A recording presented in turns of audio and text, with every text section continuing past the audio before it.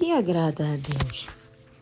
Provérbios 14:31 diz: o que oprime ao pobre insulta aquele que o criou, mas o que se compadece do necessitado honra-o. A palavra de Deus é clara quando diz que Cristo resumiu os mandamentos em 2: amar a Deus sobre todas as coisas e ao teu próximo como a ti mesmo. E ainda enfatiza que é impossível amarmos a Deus se não amamos ao nosso próximo. Em Isaías 58, os israelitas questionam ao Senhor o porquê ele não aceitar os seus jejuns nem ouvir as suas orações. E o Senhor lhes responde: eu não aceito os teus jejuns e nem as suas orações, porque vocês não repartem com o pobre. Vê alguém nu e não os veste. Se esconde em socorrer o que necessita. Mas ele diz no verso 10 que se nós socorrermos o faminto e fartar a alma do aflito, o Senhor se atentará às nossas orações e nos prosperará. Jesus, em um dos seus sermões, diz: estive nu e não me vestiste, tive fome e não me deste de comer, estive enfermo e não cuidaram de mim. Mateus 25:35. E as pessoas questionaram a Jesus e o perguntou: quando foi isso, Senhor?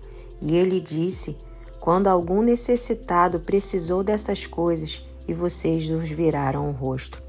Mas se ajudar ao que necessita dessas coisas que os falei antes, é como se fizessem a mim. Cristo, através da palavra, ainda diz: é melhor dar do que recebermos. Sabemos que a cada dia mais está tão difícil e tão caras as coisas que fica cada vez mais difícil ajudar ao que precisa. Mas temos que fazer uma reflexão. Se pelo menos uma vez no mês procuramos semear ou estender as mãos ao que precisa.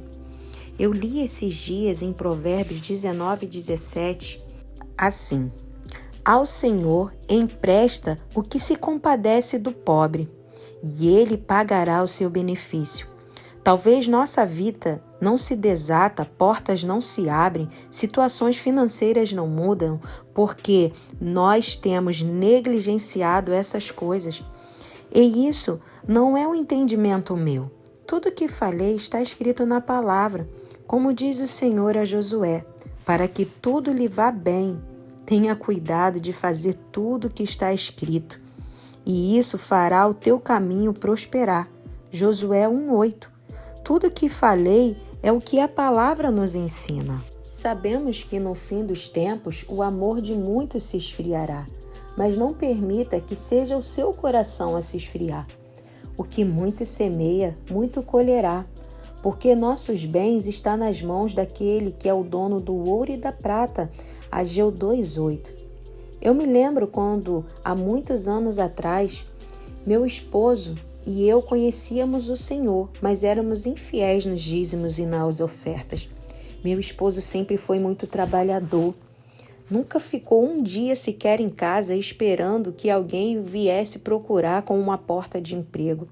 Saía todos os dias de manhã, ia à casa de alguns pedreiros para perguntar se precisava de ajudante. Ficava no lava-jato esperando o carro para poder lavar. Sempre foi muito batalhador. E certa vez conhecemos um pastor e ele se prontificou em nos ajudar com a passagem para estarmos indo ao culto. Essa igreja era um pouco distante da nossa casa e certas vezes tínhamos que ficar lá durante 1 ou 2 horas esperando o pastor atender algumas das suas ovelhas para no fim do culto ele poder nos dar o dinheiro da passagem de volta, porque realmente não tínhamos o dinheiro da volta. Então, certo dia, esse pastor fez um desafio a toda a igreja para que nós pudéssemos pegar um envelope e fazermos uma aliança com Deus de nos tornarmos dizimista. Peguei aquele envelope com fé e naquela mesma semana, posso lhe dizer, o Senhor nos prosperou. E eu acho que foi ali que meu esposo teve a sua primeira empresa. A partir daquela semana, Meu esposo teve que chamar 2 ou 3 pessoas para o ajudar a lavar os carros, porque ele não conseguia dar conta de tanto carro que começou a aparecer. Dali então, Deus começou a nos prosperar e até hoje Deus tem nos abençoado muito. Ou seja, as riquezas celestiais sempre estiveram ali com o dono do ouro e da prata, mas porque nós estávamos negligenciando um princípio, as bênçãos estavam retidas.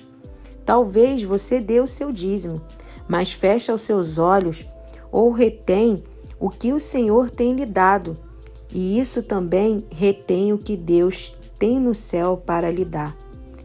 Não feche mais os seus olhos ao que precisa. Hoje é dia de mudar.